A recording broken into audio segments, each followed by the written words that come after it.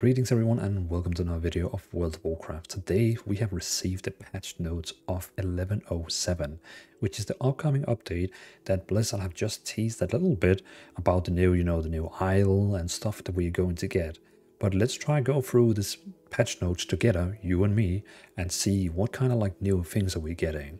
And yes, for all the comments saying I could just read this myself. Yeah, you could, but you could also, be driving or anything while listening to this. Okay, maybe not find up YouTube app while driving, but you know what I mean. Like, you could do stuff while I'm telling you here what's happening, so you don't have to sit and read yourself.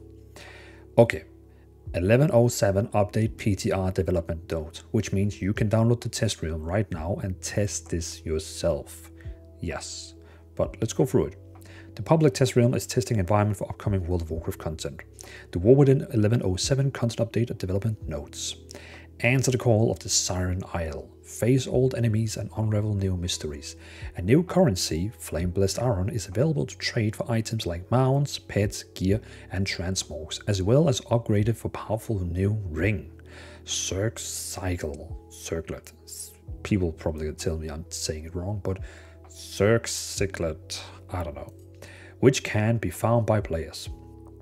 Flame-Blessed Iron is also used to spawn one of the 3 event bosses on Island, giving players additional opportunity to earn unique rewards. Kind of sounds like Diablo, Diablo, where they have this summon bosses with the currency. It does sound similar. Characters. Human and Culturian will gain new Arity ear customization. Head over to the barber shop to change up your appearance. So basically, if you have seen that the Arity, they have like pointy ears, kind of like the hybrid between elves and humans, kind of like the high elves or whatever we call them. They can actually now have that. So if you want to be a human but have night elf, like elf ears, not a night elf, that's too long, but just a pointy ear, kind of like a Lord of the Rings elves kind of style. But here, this is actually like a big thing. This is a big thing, not what I just said, but this here, the next one, racial updates. Developers note, we're making updates to several racial abilities with goal of increasing the viability of some underrepresented races. Many of these abilities have fallen behind naturally within the game's ecosystem, and our hope is that target tweaks will help promote increased diversity of racials across all content types. So this is really cool because, I mean, I just changed my warrior to orc. And you know why? Because I asked ChatGPT which race is best as a warrior tank in Mythic Dungeons. And you know what it said? It said orc, because they have this hardened ability which does, if I get interrupted, like if I get stunned or something like that, it goes over faster. Also, it has this strength buff that gives me more damage. It basically told me, if you're playing Horde, you have to play an Orc Warrior if you want to be the best. And I was like, you know what? Then I'll be Orc Warrior. And it told me if I want to be Alliance, I have to be either Night Elf or Gnome. Actually Gnome, because it has this spell where you can get out of interrupts. Or Night Elf.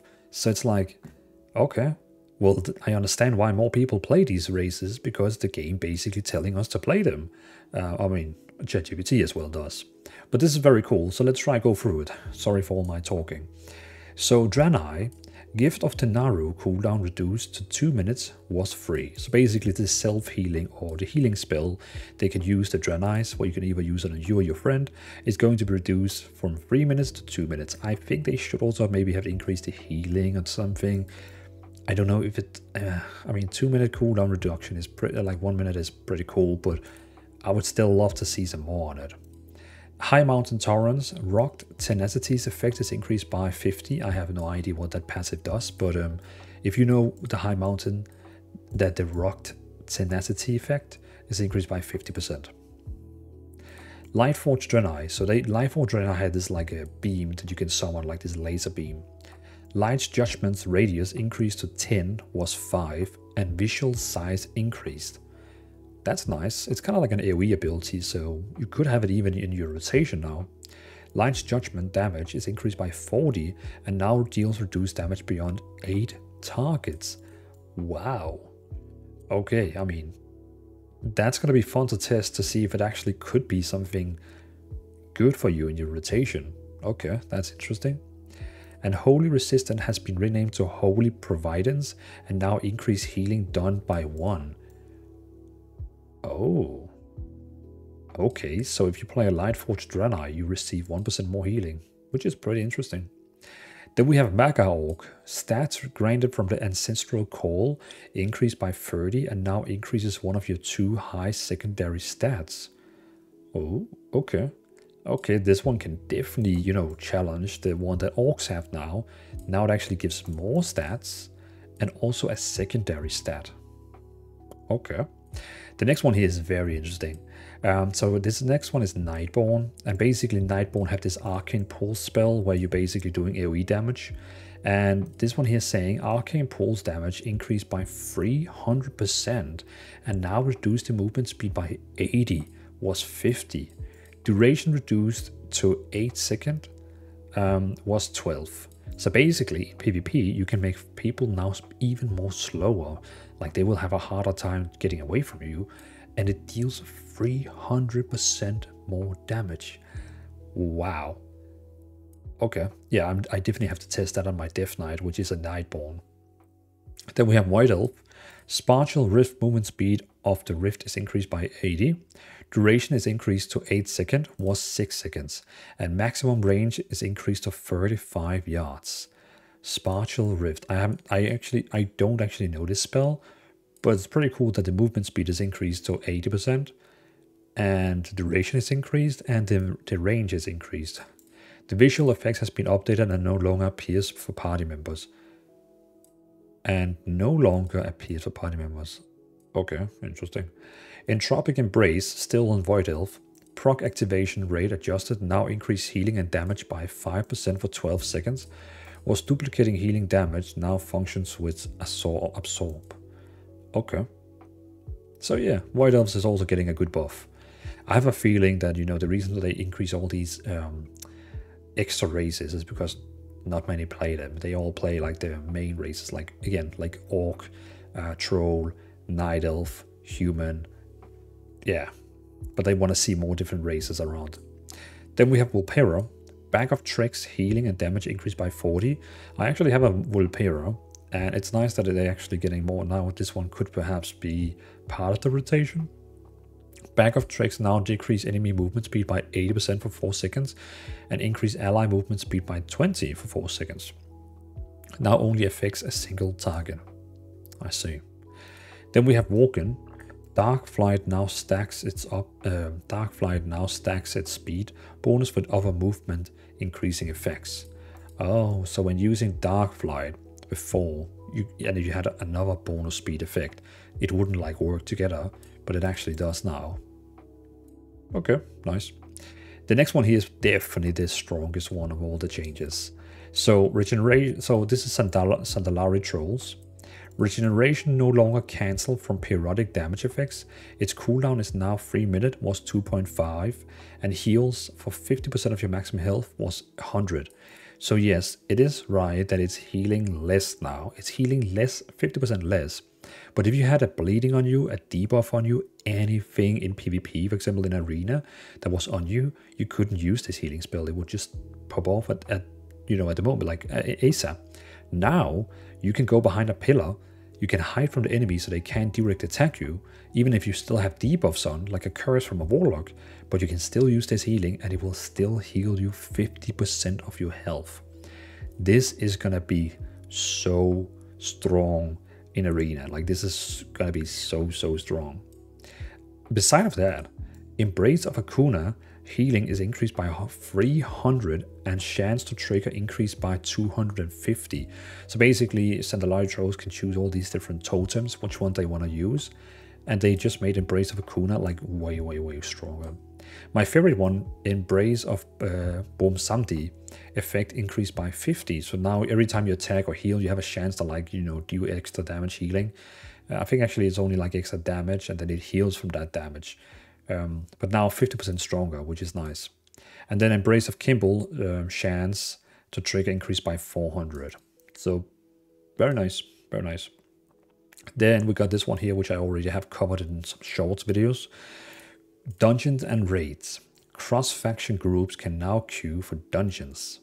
See, this is very nice. Now you can actually do with your friends on a different faction, you can actually queue up for dungeons, which means heroic dungeons, time walk dungeons, normal dungeons, events.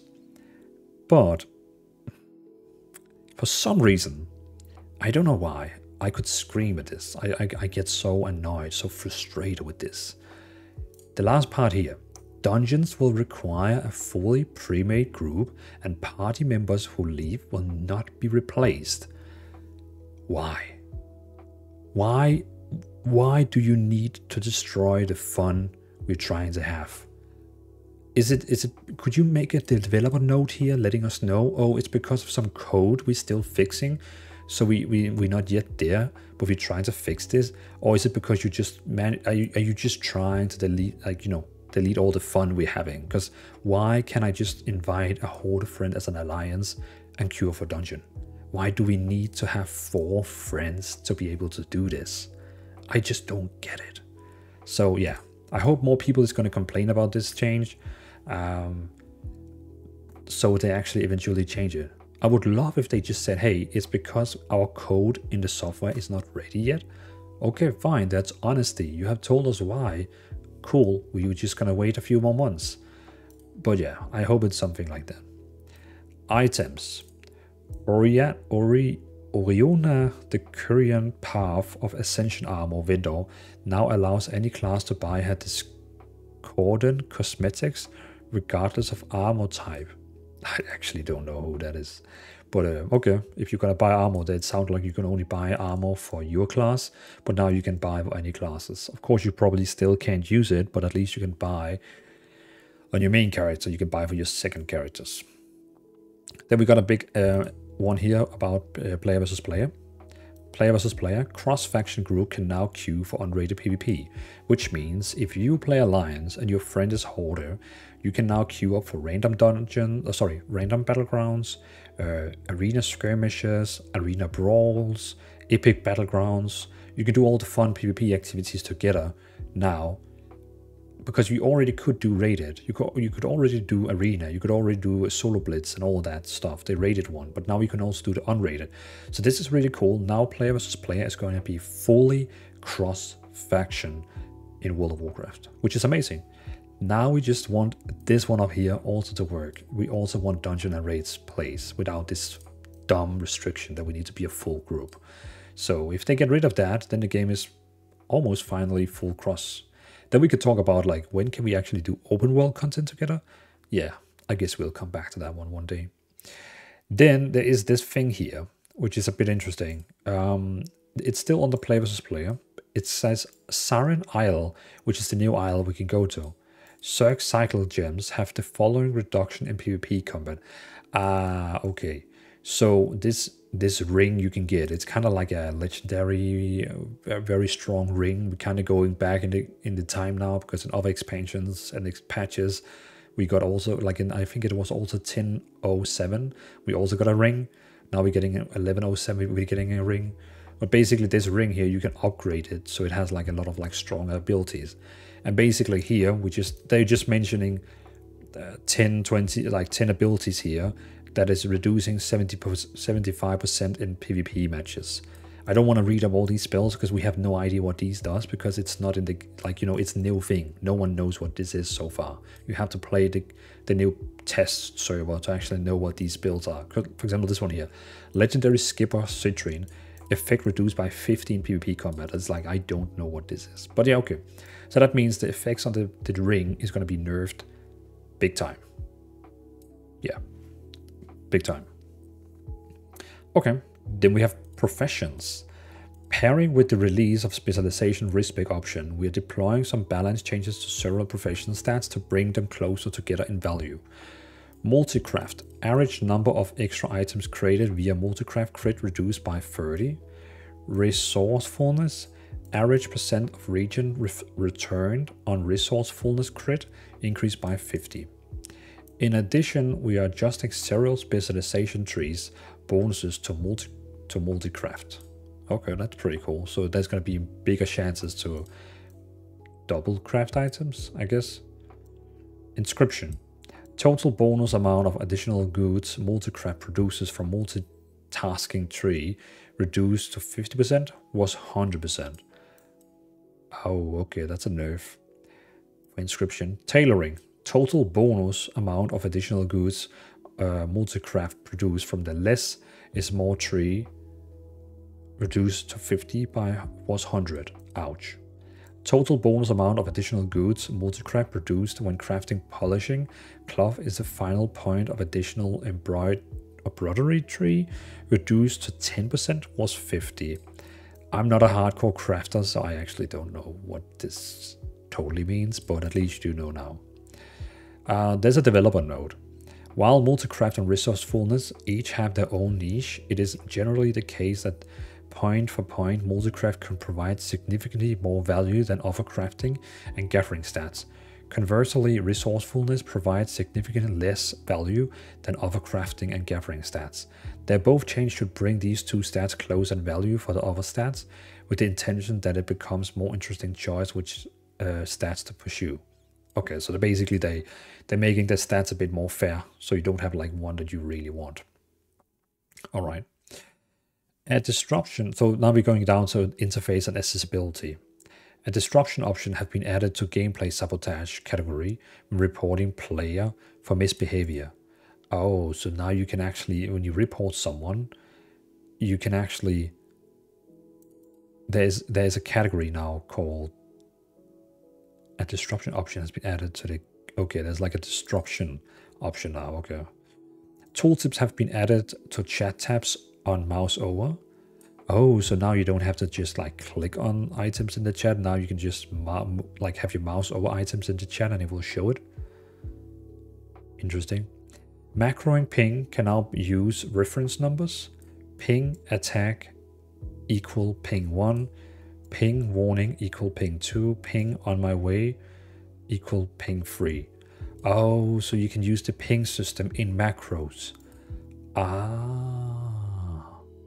Yeah, you know, the new ping system they have added in the game where you can actually pin, you can like mark the ground and say, hey, I want to stand here, or I want to attack here, or I'm on my way here. But now we can actually use a macro for that. So you can like click on the enemy and then use your macro. That's quite interesting. Okay. The following icons have been updated with high resolution artwork, social stories map, player arrow map, and quest type lock. Quest type, quest log. Okay. The group manager page. The group manager pane has received visual updates for clarity. At max zoom on the map, quest will be placed in the actual location instead of consolidated in the quest hub. By default, the in-game camera has been adjusted so it's less likely to jump when environmental objects are between the player and the camera. Oh, okay, so next time we log in 11.0.7, it's just, I like change the default location. Mousing over Delver's journey progress bar will now display how much progress has been made towards the next reward and towards completing the track. I actually have noticed that it doesn't do it when you mark over your mouse. Upon reaching a focus destination in the world, the focus state will clear and a message will display in the middle of the screen confirming that the destination has been reached. Okay. Cool. Cool. That was patch notes for 11.0.7 currently. I don't know if in the future we're gonna get like a bigger patch note where all the new content has been added to. Maybe, I don't know. No, that's probably not patch note. That's probably like a yeah, I don't know. It's probably not gonna, because it doesn't mention anything about like the. I mean, okay, it does mention up here that we're gonna go to Siren Isle, but it doesn't like mention more. But okay, it might come. But yeah, so this is basically the patch notes for 11.0.7. It took me 20 minutes to go through. So if you're still here, thank you so much for still watching. I appreciate you all. And yeah, subscribe if you want to see more World of Warcraft content. So yeah, exciting times. I will probably now be logging into the test server and test out all the new stuff and make videos about it. Peace out.